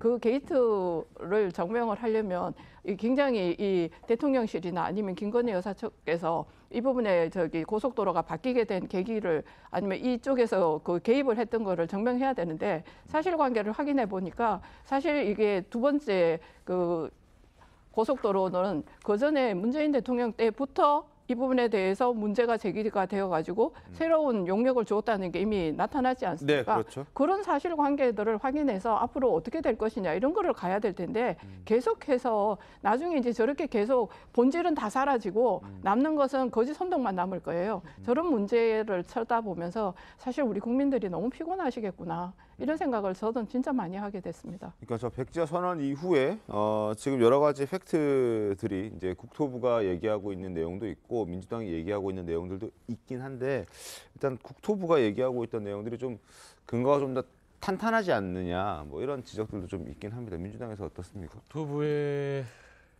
뭐 탄탄한 게 뭔지는 저는 모르겠는데요. 그냥 다시 한번 설명을 해드려야겠어요. 국민들한테. 12년 동안 이 두 개의 정부에서 검토했던 게 양평고속도로 양서면 종점입니다. 예타까지 다 끝나고 전략환경평까지 다 끝나서 이거 됩니다 하고 양평 국민들은 다 알고 있던 걸 윤석열 정부 들어서요. 원희룡 장관이 어제 얘기해 준 것까지 좀 보태서 얘기할게요. 그 민간영역업체 문재인 정부에서 했다고요? 좋습니다. 그걸 가지고 물타기 할 필요는 없고요. 발주는 그렇게 했지만 결국엔 계약을 하고 실행을 시켰던 건 윤석열 정부입니다. 그리고 원희룡 장관이 얘기한 건 어떤 검토가 아니라 구두보고를 들었답니다. 민간 영역업체의 구두보고를 듣고 변경안을 결정했다라고 본인이 얘기를 해요. 그런데 이게 이야기가 말이 됩니까? 1조 8천억에 달하는 국책사업을 12년 동안 검토해도 힘들게 하는 것을 윤석열 정부 들어서 한 3, 4개월도 안 돼서 민간 영역업체에 그냥 단순 보고서의 구두의 보고를 토대로 강상면으로 바꿨는데 바꾼 것도 문제가 되지만 바꾼 종점에 대통령 부인인 김건희 여사 일가 땅이 있다. 그러면 누가 보더라도 국민들이 이거 이상한데? 라고 할 거예요. 그 말을 이해찬 전 대표가 했다는 건데 아니 원희룡 장관께서 왜 이렇게 감정적으로 대응을 하죠? 그러니까 이거는 민주당하고 싸울 문제가 아니에요. 국민들이 봤을 때 12년 동안 했던 사업을 2, 3개월 만에 그냥 뭐 보고서도 없이 검토 보고서, 분석 보고서도 없이 예타 뭐 어떤 BC 분석도 없이 보고만 듣고 민간 용역업체가 이렇게 하는 게 좋겠습니다. 라는 말을 듣고 바꿔요. 아니 다 좋습니다. 뭐 국토부에서 이거저거 뭐 자료를 대서 한다고 하지만 그 자체도 여러 가지가 그냥 반찬만 많고 먹을 게 없고요. 중요한 거는 그 대통령 일가로 정점이 바뀐 이유, 그리고 이 원안을 12년 동안 된 걸 윤석열 정부에서 3, 4년을 바뀐 이유, 이게 축입니다. 이것만 밝히면 돼요. 다른 이유 아무것도 없다라는 점에서는 어제는 원희룡 장관께서 한 몸을 던져서 정말 윤석열 정부의 공신이 되기 위해서 백지화 선언과 그다음에 민주당과 싸운 거 외에는요 뚜렷한 뭐 어떤 밝힌 건 없었고, 어제 이소영 의원 지금 질의하는 모습 나오는데 수변구역이요? 수변구역이라서 개발이 안 된다고 그런 말하자면 거짓말 같은 걸 하는 거예요. 수변구역 개발 다 됐습니다. 양평군수가 거기를 말하자면 개발 허가 지역으로 지정만 하면 수변구역이 포함되더라도 다 거기에다가 아파트도 짓고요, 건물도 짓습니다. 그러니까 그런 사실관계조차 국민들을 속이는 게 어제 드러났어요. 전 그런 면에서는 원희룡 장관 어제는 빵점이었다. 그래 말씀드립니다. 저는 그 정반대의 생각을 하는데 민주당의 질이 진짜 엉터리였다라고 생각을 합니다. 7년 차의 자료를 다 공개를 했어요, 국토부가. 그러면 그중에서 어떤 것이 문제인지, 예를 들면 저 이소영 의원 같은 경우는 저는 논란이 된 그런 지적을 제대로 했다라고 생각을 해요. 아, 수변구역에는 지을 수 없어. 근데 지은 적도 있잖아. 뭐 이런 논란을 할 수는 있어요. 그런데 7년치의 자료를 다 공개했으면 그중에서 뭐가 문제인지를 조목조목 얘기를 해야 되는데 그거를 왜 지금 공개를 했느냐. 그리고 야당 대표가 친구야? 이런 식의 어떤 논란으로 몰고 가서 실질적인 내용이 없었잖아요. 질의에 아픈 게 하나도 없어요. 도대체 뭘 갖고 얘기를 하는지 잘 모르겠는데 지금 얘기하신 것과 사실관계가 다른 걸 제가 말씀을 드리면 2021년도에 4월 달에 KDI가 예태를 했어요. 그동안에 민주당이 뭐라고 그랬습니까? 야, KDI가 예태를 통과시킨 거를 니들이 왜 바꿔? 근데 이번에 원문 공개된 거 보니까 KDI가 야, 지금 원안, 양서면으로 가는 원안에 문제가 많다. 이거 검토해봐야 된다라고 원안의 그 보고서에 그렇게 올라가 있었던 거예요. 그 부분은 빼놓고 지금까지 KDI가 그 원안을 그 예타를 통과시켰는데 왜 그걸 바꿔라고 얘기하셨잖아요. 그 설명 나중에 드릴게요. 그리고 나서 2021년 4월에 예타가 통과되자마자 민주당 출신의 양평 군수와 그리고 지역위원장이 안 된다, 이거 바꿔야 된다, 톨게이트 저 중간에 만들어야 된다. 뭐였죠? IC를 만들어야 된다. IC를 만들어야 된다. 죄송합니다. 그렇게 얘기를 했던 거예요. 그러니까 김선교 민주당 양평군수 출신의 국민의힘 의원이 그 말이 맞다. 그러면서 국토부에서 계속 이거 바꿔야 된다라고 논란이 됐었어요. 알겠습니다. 그러다가 2022년에 1월 달에 민주당 정부 때 이것을 바꿔야 되니까 민간 용역을 요청을 하자라고 하고 3월 달에 선정이 돼서 5월 달에 그 결과를 발표한 거예요. 왜 2달 만에 결과가 이렇게 빨리 나왔냐? 2021년부터 계속 이게 문제가 있다는 논란이 있었어요. 여러 사람들의 지적이 있었고. 그렇기 때문에 2달 만에 낸 거고, 그 2달 만에 낸 것은 대통령 출범한 그 달이에요. 그럼 1월 달에 민주당이 용역을 요청을 해서 3월 달에 선정도 민주당이 했잖아요. 민주당 정권이. 근데 민주당 정권에서 선정된 용역사들이 그 김건희 여사를 위해서 도로를 그렇게 바꾸는 게 맞다고 주장을 했다는 게 논리적으로 말이 됩니까? 논리적으로 좀 시간을 좀 주시겠습니까? 시간을 많이 드릴 수 없습니다. 자, 1분 드리겠습니다. 1분 안에 좀 설명을 해야겠네. KDI 이제 예타 보고서는 그런 문제점 지적이 됐죠. BC가 부족해요. 근데 정책적 판단한 겁니다. 예타 보고서를 가지고 기재부와 국토부가 이건 BC도 부족하고 나름대로 문제점이 있으니 검토를 해야 된다는 의견을 줬습니다. 하지만 정책적 판단을 통해서 양서면으로 결정이 됐다는 거는 잘 찾아보시면 나옵니다. 알겠습니까? 그다음 두 번째요. 뭘 잘 찾아보면 나오죠? 잘 살펴보세요. KDI 보고서 예타를 국토부와 기재부에 줬지만 당시 주민들의 여러 가지 정책적 판단에 있어서 여기는 이게 이 양평고속도로뿐만 아니라 춘천, 수도권, 1교통망을 전체를 망라했을 때는 여기가 맞다라고 정책적 판단을 한 거예요. 그다음 두 번째요. 그다음에 그 양평 군수였던 정동균 군수 자체가 거기에 대해서는 거부를 했어요. IC에 대해서 요청을 했지만 IC는 필요 없다. 할 수 없다라고 했던 거는 양평 군수인 정동균 정 군수인 증언이 있습니다. 그리고 거기에 대한 자료도 있습니다. 그래서 그 부분은 아니고 세 번째요. 민주당이 발주를 했죠.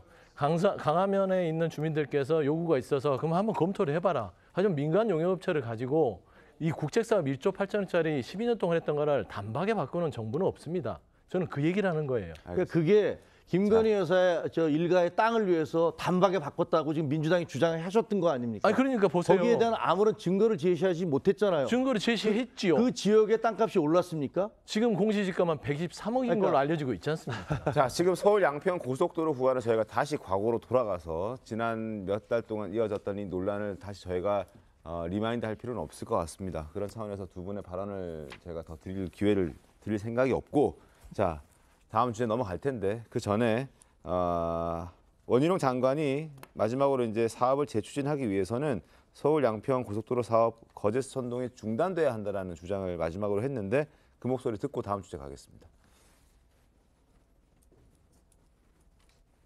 백지화라는 것이 그동안 진행된 게 아직 예산 투입이라든지 공사라든지 이런 게 전혀 진행된 게 없지 않습니까? 의사 결정도 된 게 없습니다. 그러면 중단이 되면 이게 무기한 끌다 보면 무산이 될 수도 있겠죠. 장관님, 그 백지화라고 국민들은 다 알고 있고요. 양평 주민들께서는 이것 때문에 큰 우려를 갖고 있고요.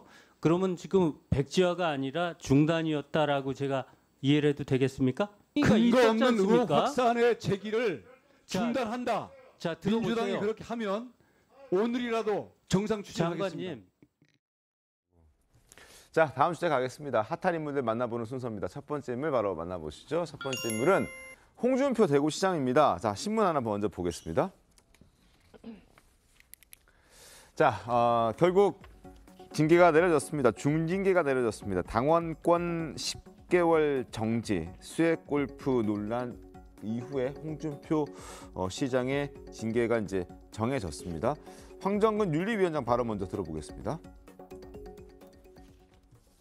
선출직 공직자가 국민 강 정서와 동떨어진 행위나 언행을 하고 급기야 민심에 맞서는 태도를 보이는 것은 당의 이미지를 훼손하고 민심을 떠나게 하는 해당 행위입니다. 홍준표 대구시장은 당대표와 대통령 후보를 지내는 등 국민의힘의 중요 정치 지도자로서 더욱 엄격한 윤리 기준을 지켜야 한다고 생각합니다.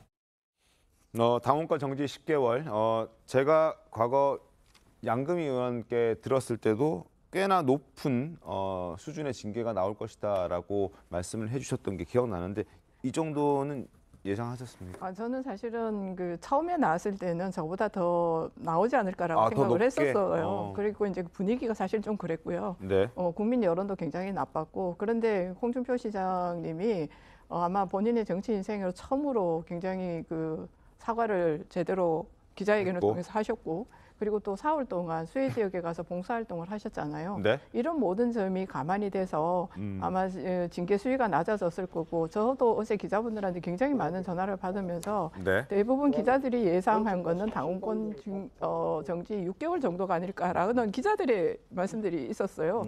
그런데 그보다 더 징계가 지금 3개 사실은 나온 건데 이렇게 쳐다볼 때마다 저는 이 지점에서 꼭 국민께 드리고 싶은 얘기가 우리 국민의힘은 당의 어떤 사람이라도 국민과 관련되어져서 어떤 처신이 잘못되었을 때는 그에 대한 징계가 제대로 이루어진다는 사실. 지금 현재 민주당에서는 뭐 윤리특위와 관련되어지는 것들이 제대로 작동되지 않거든요. 근데 우리는 굉장히 윤리위가 셉니다. 그래서 모든 우리 의원들도 굉장히 항상 몸조심하고 있는데 이런 부분에 있어서는 저는 우리 국민의힘이 제대로 길을 가고 있다고 생각을 하고 있습니다. 알겠습니다. 자. 윤리위의 결정 나오고 홍준표 대구시장이 SNS에 글을 썼습니다. 그 화면 잠깐 보겠습니다. 자, 더 이상 이 문제로 갑론을박하지 않았으면 좋겠다. 자, 나 사과도 했고 기자회견도 했고 봉사활동도 했다. 이제 더 이상 이 문제로 나를 거론하지 말아라. 그리고 나는 아직 3년 시간 남아있다. 뭐 10월이라고 하지만 10개월이라고 하지만 나 충분히 시간이 있으니까 나중에 다시 한번 기회 있다. 뭐 이런 메시지를 던졌다라고 생각이 드는데 김정희 의원님 어떻게 보십니까? 짧게. 아니 뭐 적절한 대응이라고 생각을 해요. 그래요? 그러니까 지금 최대한 자세를 낮추고 있잖아요. 낮추고 과거에 뭐 그 앵그리버드 홍, 뭐 예를 들면 홍카콜라 이것과는 완전히 다른 태도를 보이고 있어서 아 본인에게 가해진 저런 그 제재나 징계에 대해서 저렇게 굽힐 수 있구나라는 걸 보여주는 거는 뭐 정치인은 국민 앞에 당연히 굽혀야 되는 거 아닙니까? 잘하고 있다고 생각합니다. 하나 더 보태면 나는 아직 3년이라는 긴 시간이 있다. 이거 뒤끝이 있는 거예요. 김기현 대표한테 얘기한 거거든요. 그래서 저는 이걸 한번 좀 주목해 볼 필요가 있습니다. 그러니까 전혀 없다라는 생각은 들지 않는 그런 메시지였던 것 같습니다. 자, 두 번째 인물 만나보도록 하겠습니다. 두 번째 인물은 조민 씨입니다. 결국 조민 씨가 의사의 그 면허를 취소당했습니다. 권선희 기자님. 예, 이게 석 달 전에 이제 보건복지부에서 이제 부산대가 입학 취소를 하는 것은 정당하다고 이제 판결이 나왔어요. 근데 조민 씨는 그것은 이 취소 자체가 또 정당하지 않다라고 소송을 제기하지 않았습니까? 근데 또 얼마 전 이번 달 들어서 그걸 또 취하를 해버렸습니다. 이게 뭐 여러 가지 뭐 조국 전 장관과 조민 씨가 뭐 여러 가지 걸려 있는 내용들과 본인이 반성하는 모습 이런 거 딱 보이지는 않았지만 일부러 취하를 해서 좀 이렇게 약간 톤다운을 시킨 면이 있었죠. 그래서 결국은 지금 지난 12일자로 이제 완전히 취소가 되는 것이 결정이 됐다. 뭐 이분은 그랬잖아요. 뭐 몇 살의 의사가 안 되면 나중에 또 되면 된다. 이렇게 얘기를 했기 때문에 본인이 어떻게 나올지는 일단 좀 지켜봐야 되겠죠. 알겠습니다. 뭐 고려대 그리고 부산대 의전원 입학 취소됐고 그리고 보건복지부에서도 지난 12일부로 의사의 면허가 취소됐다라고 공식적으로 얘기를 했습니다. 부산대 입학 취소 정당하다는 판결 이후 석 달 만에 복지부의 판단이 나왔습니다. 자, 세 번째 인물 만나보겠습니다. 세 번째 인물은 부승찬 전 국방부 대변인입니다. 자, 부승찬 전 국방부 대변인이 책을 썼고 그리고 거기 관절을 확인하는 과정에서 천공이 등장했습니다. 그런데 뭐 그 논란뿐만 아니라 여러 가지 이 책에 담겨서는 안 될 내용이 포함이 됐던 것 같아요. 그래서 6쪽 분량을 삭제해야 한다. 그래야 판매를 할 수 있다. 이런 결론이 떨어졌죠. 그렇죠. 이제 판매금지 가처분 신청이 들어갔는데 이제 법원이 해보니까 한 6페이지 정도는 이건 국가기밀에 해당하는 거. 이것은 이게 출판이 되면 안 되는 내용이죠. 저도 어제 서점에 갔다가 이 책이 이제 놓여 있는 걸 봤는데 사실 전 국방부 대변인이라는 분이 또 정치권의 몸을 담은 사람으로서 책을 내는 건 굉장히 어떻게 보면 좀 위험한 일이기도 하고 굉장히 신경을 써야 할 일이 많은데 일단 뭐 법원의 판결이 이렇게 나왔는데 본인의 입장은 아니 내가 무슨 부대 이름을 얘기한 것도 아니고 이게 부대 이름을 얘기를 안 했다고 국가 기밀이 뭐 안 된 거는 아니잖아요. 그렇기 때문에 이제 이 결론 이제 다 회수를 해서 6페이지를 해야 되는 상황이 왔고 거기에 이제 다시 뭐 소송 제기할지는 아직은 좀 알 수 없는 상태죠 지금. 저는 이 일을 보면서요 좀 걱정되는 게 네. 설론 의원의 전 여성 보좌관이 국방이나 정보에 관련되어서 굉장히 많은 정보들을 빼내서 지금 사실 수사가 진행 중인 걸로 알고 있는데요. 사실 이분도 부승찬이라는 분도 아마 보좌관 출신이었던 걸로 제가 알고 있습니다. 김종대 의원. 예, 그럼요. 그러다 보니까 보좌관들이 본인의 어떤 업무와 관련돼서 알게 되는 그 정보에 관한 부분에 대해서 조금 더 관리를 잘해야 되겠다라는 생각이 사실은 들었습니다. 근데 국방의 자료는요 다 비밀이에요. 어쩔 수 없습니다. 비밀 취급 인가증 가지고 요구하는 하는 거니까 너무 보좌관들이 그걸 가지고 뭐 정보 빼낸다고 얘기하는 것은 너무 단정성이다. 이런 말씀을 드리고 싶어요. 그걸 업무적으로 이용하지 않고 그렇죠. 다른 목적에 다른 용도로 이용한다면 그건 이제 문제가 되고 범죄가 되겠죠. 예. 하실 말씀 있으셔서 아니요. 저는 그 군사기밀과 관련해서는 과거에 제가 이제 워싱턴에 특파원을 하면서 그때 1980년대부터 레이건부터 시작해서 올브라이트까지 방북할 때까지 그거 쫓아갔던 그 통역하신 분이 있었어요. 한국 코리안 아메리칸인데 그분의 이야기를 사실은 연재를 하려고 했었거든요. 그래서 많은 얘기를 들었어요. 그래서 그때 만약 그게 나갔으면 아마 센세이션 했을 텐데 그분이 한참 얘기를 해주다가 못하겠다 그러더라고요. CIA에 보고를 했더니 당장 중단해라. 이게 나가면 너는 큰 처벌을 받는다. 뭐 이런 얘기를 했다고 그래서 못 나갔던 적이 있거든요. 그래서 보면 이제 우리가 너무 쉽게 생각하는데 국가의 기밀이라는 거, 국가의 안보라는 것들, 더구나 우리는 이제 남북관계 대치 상황이기 때문에 그런 부분들에 대해서는 좀 더 세심하게 신경을 써야겠다라는 생각이 들더라고요. 알겠습니다. 자, 오늘 이 사람 소식까지 전해드렸고 저희는 다음 순서 놓치기 아까운 뉴스로 가겠습니다.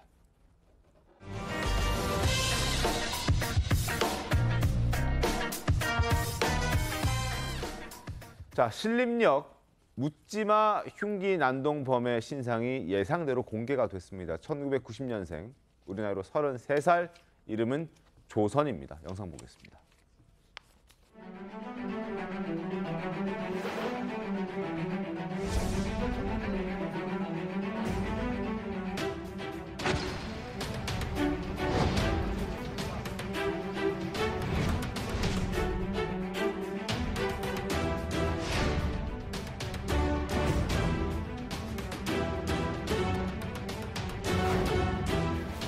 너무 힘들어서 저질렀습니다. 반성하시는지 여부 좀 말씀해 주세요. 반성하고 있습니다. 죄송합니다. 가족들한테 한마디 마지.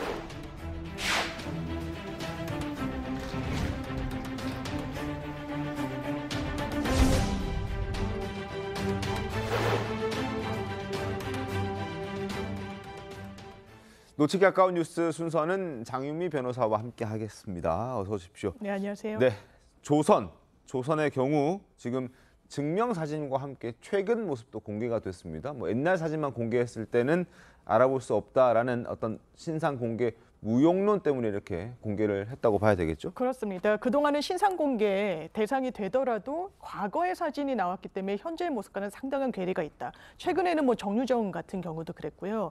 그래서 경찰이 이를 의식한 듯 본인의 주민등록증 사진뿐만 아니라 네? CCTV, 그러니까 범행 당시의 화면도 공개를 했습니다. 이거는 별도의 법적 근거를 갖고 있지 않더라도 수사 과정에서 확보한 CCTV 영상은 공익적 목적으로 공개하는 게 가능하도록 돼 있거든요. 네. 그래서 현재의 모습을 식별할 수 있는 영상 같이 공개된 상황입니다. 자, 그리고 사이코패스 조사를 검사를 지금까지 못 해왔었는데 뭐 했다는 소리가 들립니다. 그렇습니다. 했습니까? 처음에는 하지 않겠다라고 했다가 그걸 또 하겠다고 번복했다가 몇 차례 또 이런 입장 번복이 있었다는 겁니다. 프로파일러들이 투입이 돼서 설득 끝에 지금 사이코패스 검사는 완료를 한 상황이고요. 네. 한 열흘 정도 뒤에 결과가 나온다고 하는데 수사에 혼선을 준 건 이것뿐만이 아닙니다. 뭐 펜타닐을 복용했다, 간이 마약 검사했더니 나오지 않았습니다. 내가 술을 마셨다, 음주 측정했더니 나오지 않았거든요. 그렇기 때문에 수사에 상당히 좀 혼선을 주는 측면도 있는 것 같습니다. 그러니까요. 어쨌든 사이코패스 검사를 진행했다 하고, 그리고 본인도 본인이 사이코패스 성향이 있다라고 얘기를 한 터라서 과연 어떤 결과가 나올지 한번 기다려보도록 하겠습니다. 그리고 한동훈 법무부 장관도 신림역 흉기 난동법 이 조선을 언급했습니다. 들어보겠습니다. 엄청난 범죄를 계속 저질러 오면서 사회에다가 이 굉장히 위험 인물이라는 점에 대한 사인을 계속 줘왔던 사람이 아닌 겁니다. 굉장히 독특한 경우거든요. 미국 같은 선진국이라든가 이런 총기 난사 사건 같은 경우 많이 보이는 어떤 외로운 늑대 같은 사례란 말입니다. 전과 없이 이런 범행이 확 갑자기 튀어나오는 겁니다. 사회에서 정말 용납할 수 없는 어떤 괴물의 경우에는 영원히 격리하는 방법이 반드시 필요하다고 생각합니다. 자, 한동훈 법무장관 얘기 들으면 지금 이런 케이스의 경우에는 용납할 수 없는 끔찍한 범죄, 괴물과 같은 상황이기 때문에 앞으로 영원히 격리할 수 있는 어떤 법을 만들겠다, 뭐 이렇게 들리는데요. 그렇죠. 이제 이런 경우는 여태까지 뭐 옛날엔 그런 일들이 많았잖아요. 연쇄살인범을 해서 이제 여러 명을 죽이고 이렇게 가중처벌이 되거나 굉장히 많은 형량을 받는데 이제 한 명만 죽였다면 이제 처벌이 그렇게 심하지 않은 경우가 많았잖아요. 네. 그렇기 때문에 이런 얘기를 한 것 같고, 이렇게 뭐 전과가 없는데도 이렇게 갑자기 이렇게 나온다. 이거 아까 말했던 외로운 늑대나 뭐 외톨이처럼 코로나 이후로 좀 이런 일들이 벌어지면서 갑자기 이제 내재돼 있던 사이코패스 성향이 나오면서 이제 그냥 살인 정도가 아니라 굉장히 흉악한 범죄를 저질렀을 때 이 사람이 또 이러지 않는다는 가능성이, 다시 할 가능성이 많기 때문에 초범이라도 완전히 무슨 무기징역이라던가 한 몇십 년 형이라던가 이런 것을 할 수 있는 근거를 좀 마련해야 한다, 이런 취지로 한 얘기로 보입니다. 알겠습니다. 그리고 우리가 이런 중범죄가 벌어졌을 때 흔히 언론을 통해서 듣는 얘기들이 있습니다. 심신미약, 뭐 우울증, 뭐 이런 주장들을 피의자들이 하고 그런 걸 보도로 접할 수가 있는데, 이것 또한 감형을 노린 것으로 봐야 되는데 지금 이 문제도 사실 큰 논란이지 않습니까? 그렇습니다. 피해자들이 흔히 하는 것이 심신미약 내지는 심신상실 주장인데요. 이게 과거에는 하여야 한다, 그러니까 심신미약으로 판단이 되면 강제적으로 그 감형을 해줬어야 됐습니다. 문제의식이 상당히 많이 제기가 됐고 그래서 임의 규정으로 할 수 있다라고 됐는데 여전히 주장이 많고요. 조선 같은 경우에도 마찬가지입니다. 네. 내가 평소에 우울증을 앓고 있었다. 이 말인 즉슨 본인이 통제할 수 없는 어떤 정신병력으로 인해서 범행에 이르게 됐다라는 이유를 합니다. 본인의 고의성, 의도성을 상당히 저감시키는 주장을 하는 거예요. 그렇다면 양형을 노리고 이런 이야기를 한 건지 실제인지를 판별해야 되는데 수사기관에서 처방받은 이력이 있는지 아니면 병원에 들렀던 이런 경험이 있는지를 봤더니 그런 건 없었다는 겁니다. 그래서 전문가들은 이건 양형을 노린 하나의 거짓 진술이 아니겠느냐라고 판단하고 있습니다. 자, 이런 부분도 한번 저희가 좀 깊게 좀 따져봐야 될 부분인 것 같습니다. 이런 식으로 자꾸 빠져나가니까 이런 일이 더 벌어지는 건 아니냐 이런 생각도 들기 때문에 이참에 한번 좀 면밀히 좀 따져봤으면 하는 그런 바람이고 다음 소식은 바로 오늘이 6.25 전쟁 정전협정 맺은 지 70주년이 되는 그런 날입니다. 정전협정 70주년을 하루 앞둔 어제 국군 전사자 7명의 유해가 73년 만에 고국으로 돌아왔습니다. 그 영상 먼저 보겠습니다.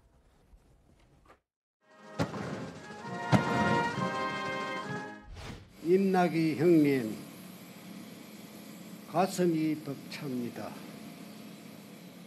긴 세월이 지났지만 지금이라도 돌아오셔서 고맙습니다. 유해가 73년 만에 돌아왔다, 귀환했다. 상당한 의미가 있습니다. 그래서 저기 윤석열 대통령도 직접 가지 않았습니까? 예, 어제 이제 행사가 상당히 성대하게 치러졌습니다. 이 서울공항에서 열렸는데 전투기 편대가 이제 호위하면서 왔고요. 그리고 예포도 이제 쐈고, 그리고 윤석열 대통령이 직접 참석을 했고, 이게 사실 처음이잖아요. 여태까지 신원이 밝혀져서 이렇게 돌아온 경우가 지금 73년 전에 전사를 하신 분이 지금 한미 공동 감식으로 DNA 검사도 하고 해서 지금 그때 참전했던 용사의 그 신원도 밝혀지고 이렇게 무사는 아니지만 이렇게 돌아오게 돼서 굉장히 이제 의미가 있고, 앞으로도 지금 이분 말고도 6분의 이제 저기가 더 있는데 지금 계속 감식해서 신원을 밝히려고 노력을 하고 있고, 앞으로도 이 전사하신 분들의 유해가 계속 돌아올 수 있도록 지금 정부도 굉장히 보훈에 신경을 많이 쓰고 있지 않습니까? 그렇습니다. 앞으로도 많이 이제 찾아서 모셔올 수 있을 것으로 기대하고 있습니다. 알겠습니다. 자, 그리고 국군 전사들의 다시 고국 땅으로 들어온 어제 부산에서는 유엔 참전국 감사 만찬 행사가 또 진행됐다고 합니다. 이 자리에 영국 출신으로 참전 용사였던 지금 콜린 세커리 씨의 아리랑 무대가 있었다고 하는데 바로 저 사진입니다. 어제 노래를 아주 멋있게 불렀다면서요? 네, 굉장히 감동적인 장면이라고 할 수밖에 없을 텐데요. 이분이 올해로 93살입니다. 한국전쟁에 참전했을 때 나이는 20살도 되지 않았던 19살이었어요. 그때 같이 이 참전했던 전우 중 6명 중 4분이 이 전사자, 그러니까 전쟁통에 돌아가셨고요. 지금 그 유해도 부산 유엔기념공원에 안장이 돼 있습니다. 네. 거의 반세기를 넘겨서 한국 땅을 다시 찾은 건데 아리랑을 본인이 기억해낸 거예요. 그 당시에 아리랑이 무슨 노래인지 정확히 몰랐는데 동료들과 또 전우들과 함께 부르던 노래였다라는 겁니다. 그래서 이번에 내가 이 노래를 부르는 건 잠든 전우들을 위해서 내가 아리랑을 열창하겠다 이렇게 밝혔습니다. 알겠습니다. 자, 그리고 우리에게 정전 기념일이 있다면 북한도 정전 기념일이 있습니다. 북한은 정전 기념일 어떻게 보냅니까? 그러니까 항상 이제 열병식을 대규모로 열병식을 하고 심야 열병식을 하기도 했어요. 그러면 이제 뭐 야광이나 여러 가지 좀 화려하게 보여줄 수 있는 것들이 많으니까. 그리고 특히 이번에는 70주년이기 때문에 오늘인데 아마 오늘 밤에 할 것으로 지금 예상이 되거든요. 그리고 굉장히 성대하게 할 것이다라고 지금 생각이 되는 게 러시아와 중국에서 이제 군 고위 관계자들이 다 평양으로 들어왔습니다. 그래서 러시아와 중국 같이 하는 게 이제 처음이라고 하거든요. 여기도. 그리고 이제 김정은이 항상 연설을 했던 건 아니에요. 그러니까 몇 번의 이제 중요한 데서만 연설을 하는데 이번에는 이제 꼭 연설을 하지 않을까. 그리고 어떤 메시지를 담고 있을지, 뭐 러시아와 중국과 더 이제 깊은 관계를 유지하겠다는 메시지가 담길 가능성도 있고 오늘 좀 지켜봐야 될 것 같습니다. 알겠습니다.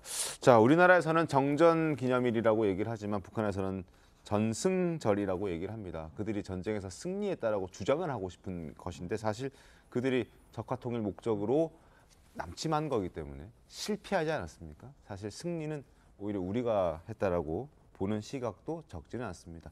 자, 세 번째 얘기는 바로 전 세계 요즘 기록적인 폭염이 이어지고 있지 않습니까? 미국 텍사스에서 37도가 넘는 폭염 속에 아기가 차 안에 갇혔다가 극적으로 구조되는 일이 있었습니다. 영상 보겠습니다.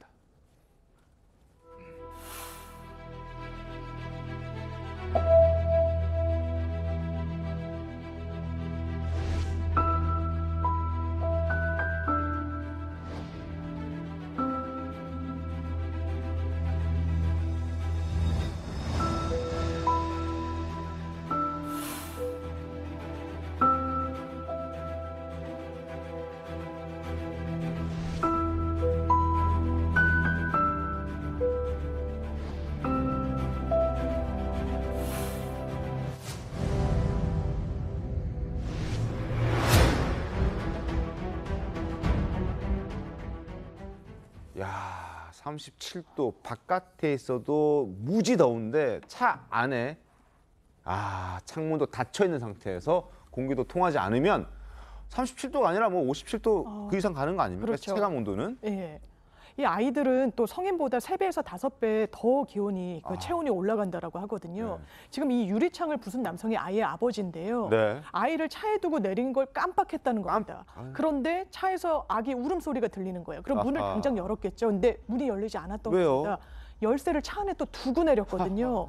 그러면 뭐 911 신고를 하거나 할 수도 있을 텐데 기다릴 겨를이 없었던 겁니다. 네. 바로 이 차량의 문을 부수고 아이를 구조를 해낸 건데 너무나 다행히도 아이의 건강 상태는 양호하다고 합니다. 그래도 내리자마자 곧장 발견했기 때문에 그걸 네. 알았기 때문에 건강 상태도 지금 나쁘지 않고 참 다행이라는 생각이 드는데 참 저런 일이 어떻게 벌어지는지 참 당황스럽습니다. 저도 아이를 키우지만 항상 차를 타고 내릴 때 항상 이렇게 이게 어린 아기를 키우다 보면은 이제 네. 뭐라고만 할 수도 없는 게 네. 정말로 깜빡할 수는 있어요. 근데 이제 그래도 정말 다행히도 이렇게 좀 망치가 어디 있었는지는 모르겠는데 구출을 해서 다행이지 안 그랬으면 사실 아동학대 가능성 미국에서는 있을 수가 있는 거기 때문에 앞으로 다들 참 많이 조심하셔야 될 것 같습니다. 그러니까요. 기상청에 따르면 사실 어제부로 올해 장마도 끝났다고 합니다.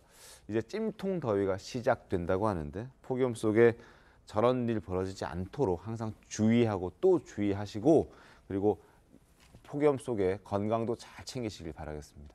잠시 뒤에 돌아오겠습니다. 오늘 준비한 신통방통 여기까지입니다. 내일 더 신통하게 돌아오겠습니다. 고맙습니다. I heard you got arrested in the street last night.